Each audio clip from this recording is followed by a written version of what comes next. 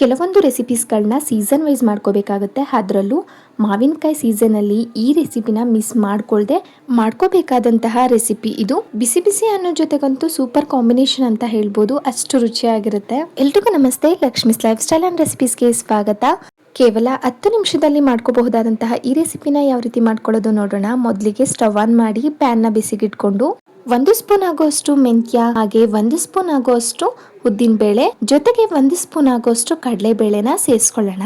ಇದ್ರ ಜೊತೆಗೆ ಒಂದು 6 ರಿಂದ 7 ಖಾರದ ಮೆಣಸಿನ್ಕಾಯಿ, ಹಾಗೆ 2 ಬ್ಯಾಡಗಿ ಮೆಣಸಿನ್ಕಾಯಿನ ಸೇರಿಸ್ಕೊಂಡಿದ್ದೀನಿ. ಬ್ಯಾಡಗಿ ಮೆಣಸಿನ್ಕಾಯಿ ಕಲರ್ಗೋಸ್ಕರ ಸೇರಿಸ್ಕೊಳ್ತಾ ಇದ್ದೀನಿ. ನೀವಿಲ್ಲಿ ಸ್ಕಿಪ್ ಕೂಡ ಮಾಡ್ಕೋಬಹುದು, ಇದ್ರೆ ಸೇರಿಸ್ಕೋಬಹುದು. ಒಣಮೆಣಸಿನ್ಕಾಯಿ ಬದಲು ಖಾರದ ಪುಡಿನ ಸೇರಿಸ್ಕೊಂತೀವಿ ಅನ್ನೋದಾದ್ರೆ ಖಾರದ ಪುಡಿನಾದ್ರೂ ಸೇರಿಸ್ಕೋಬಹುದು. ಉದ್ದಿನ ಬೇಳೆ, ಕಡಲೆ ಬೇಳೆ ಸ್ವಲ್ಪ ಕಲರ್ ಚೇಂಜ್ ಆಗಬೇಕು, ಜೊತೆಗೆ ಮೆಂತ್ಯ ಕೂಡ ಕಲರ್ ಚೇಂಜ್ ಆಗಿ ಘಮ ಬರೋದಕ್ಕೆ ಸ್ಟಾರ್ಟ್ ಆಗಬೇಕು. ಅಲ್ಲಿವರೆಗೂ ಸ್ವಲ್ಪ ಚೆನ್ನಾಗಿ ಹುರ್ಕೋಬೇಕು. ಈಗ ಕಲರ್ ಕೂಡ ಚೇಂಜ್ ಆಗಿದೆ, ಮೆಂತ್ಯ ಕೂಡ ಘಮ ಬರೋದಕ್ಕೆ ಸ್ಟಾರ್ಟ್ ಆಗಿದೆ. ಅವಾಗ 1 ಸ್ಪೂನ್ ಆಗುವಷ್ಟು ಜೀರಿಗೆ, ಹಾಗೆ ಅರ್ಧ ಸ್ಪೂನ್ ಆಗುವಷ್ಟು ಸಾಸಿವೆ ಕೂಡ ಸೇರಿಸ್ಕೊಂಡು, ಜೀರಿಗೆ ಮತ್ತೆ ಸಾಸಿವೆ ಸ್ವಲ್ಪ ಚಟಪಟ ಅಂತ ಸಿಡಿಯಕ್ಕೆ ಸ್ಟಾರ್ಟ್ ಆಗುತ್ತೆ. ಅಲ್ಲಿವರೆಗೂ ಚೆನ್ನಾಗಿ ಹುರ್ಕೊಳ್ಳೋಣ.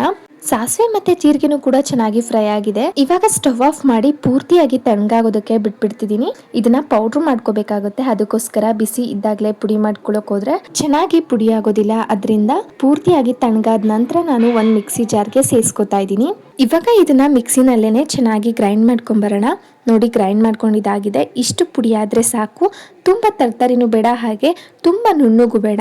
ಸ್ವಲ್ಪ ಮೀಡಿಯಂ ಅಲ್ಲಿ ಈ ರೀತಿ ತರ್ತರಿಯಾಗಿರ್ಲಿ, ಚೆನ್ನಾಗಿರುತ್ತೆ ಫ್ಲೇವರು. ಈ ಪುಡಿನ ಸ್ಟೋರ್ ಕೂಡ ಮಾಡ್ಕೋಬಹುದು, ಹಾಗೆ ಪುಳಿಯೋಗರೆ ಮಾಡ್ಬೇಕಾದ್ರೂ ಕೂಡ 1 ಸ್ಪೂನ್ ಸೇರಿಸ್ಕೋಬಹುದು. ಜೊತೆಗೆ ಯಾವ್ದಾದ್ರು ಪಲ್ಯ ಮಾಡ್ಬೇಕಾದ್ರೂ ಒಂದು ಅರ್ಧ ಸ್ಪೂನ್ ಅಥವಾ 1 ಸ್ಪೂನ್ ನ ಸೇರಿಸ್ಕೋಬಹುದು.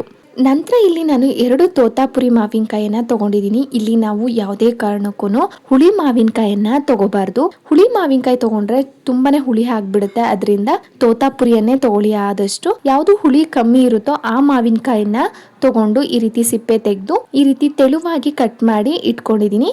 ಕಟ್ ಮಾಡ್ಕೊಂಡಂತಹ ಮಾವಿನಕಾಯಿಯನ್ನ ಒಂದು ಪಾತ್ರೆಗೆ ಸೇರಿಸ್ಕೊಂಡು, ಜೊತೆಗೆ 1/4 ಲೋಟ ಆಗೋಷ್ಟು ನೀರನ್ನು ಕೂಡ ಸೇರಿಸ್ಕೊಂಡು ಬೇಯಿಸ್ಕೋಬೇಕಾಗುತ್ತೆ.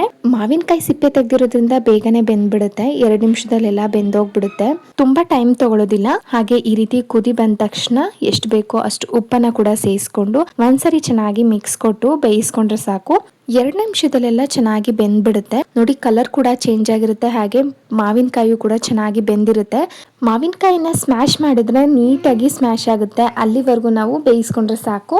ನಂತರ ಪೌಡರ್ ಮಾಡಿ ಇಟ್ಕೊಂಡಿದ್ವಲ್ಲ, ಆ ಪೌಡ್ರನ್ನ 2 ಸ್ಪೂನ್ ಆಗುವಷ್ಟು ಪೌಡ್ರನ್ನ ಸೇರಿಸ್ಕೊಂತಾ ಇದ್ದೀನಿ. ಇನ್ ಮಿಕ್ಕಿರುವಂತಹ ಪೌಡ್ರನ್ನ ಸ್ಟೋರ್ ಮಾಡ್ಕೊಂಡು ನಾನು ಹೇಳಿದ್ನಲ್ಲ ಆ ರೀತಿ ಯೂಸ್ ಮಾಡ್ಕೋಬಹುದು. ಹಾಗೆ ಸ್ವಲ್ಪ ಬೆಲ್ಲನ ಸೇರಿಸ್ಕೊಂತಾ ಇದ್ದೀನಿ. ಮಾವಿನಕಾಯಿ ಜಾಸ್ತಿ ಹುಳಿ ಇತ್ತು ಅನ್ನೋದಾದ್ರೆ ಬೆಲ್ಲನ ಜಾಸ್ತಿ ಸೇರಿಸ್ಕೊಳ್ಳಿ. ಹುಳಿ ಕಮ್ಮಿ ಇತ್ತು ಅನ್ನೋದಾದ್ರೆ ಸ್ವಲ್ಪ ಸೇರಿಸ್ಕೊಂಡ್ರು ನಡೆಯುತ್ತೆ. ಸ್ವಲ್ಪ ಬೆಲ್ಲ ಹಾಗೆ 2 ಸ್ಪೂನ್ ಆಗುವಷ್ಟು ಪೌಡ್ರನ್ನು ಕೂಡ ಸೇರಿಸ್ಕೊಂಡು ಚೆನ್ನಾಗಿ ಮಿಕ್ಸ್ ಮಾಡ್ಕೋಬೇಕಾಗುತ್ತೆ. ಮಿಕ್ಸ್ ಮಾಡಿಕೊಂಡು 1-2 ನಿಮಿಷ ಚೆನ್ನಾಗಿ ಕುದಿಸ್ಕೊಂಡ್ರೆ ಸಾಕು. ಈ ರೆಸಿಪಿನ ಒಬ್ಬೊಬ್ರು ಮಾವಿನಕಾಯಿ ಮಂಗಿರಸ ಅಂತಾನೂ ಕೂಡ ಕರೀತಾರೆ. ಇದಕ್ಕೆ ಸ್ವಲ್ಪ ಸಿಂಪಲ್ ಆಗಿ ಒಂದು ಒಗ್ಗರಣೆನ ಕೊಟ್ಕೋಬೇಕಾಗುತ್ತೆ. ಸ್ವಲ್ಪ ಎಣ್ಣೆ, ಸಾಸಿವೆ, ಕರಿಬೇವಿನ ಸೊಪ್ಪನ್ನ ಹಾಕಿ ಒಗ್ಗರಣೆ ಕೊಟ್ಟು ಅದನ್ನ ಸೇರಿಸ್ಕೊಂಡು ಚೆನ್ನಾಗಿ ಮಿಕ್ಸ್ ಮಾಡ್ಕೊಂಡ್ರೆ ಸಾಕು. ಸೂಪರ್ ಟೇಸ್ಟಿ ಸೀಸನಬಲ್ ಮಾವಿನಕಾಯಿ ರೆಸಿಪಿ ರೆಡಿ ಆಗಿಬಿಡುತ್ತೆ. ಈ ರೆಸಿಪಿನ 15 ದಿನಗಳವರೆಗೂ ಕೂಡ ಫ್ರಿಜ್ ನಲ್ಲಿ ಸ್ಟೋರ್ ಮಾಡ್ಕೋಬಹುದು. 2-3 ದಿನಗಳವರೆಗೂ ಕೂಡ ಹಾಗೆ ಸ್ಟೋರ್ ಕೂಡ ಮಾಡ್ಕೋಬಹುದು.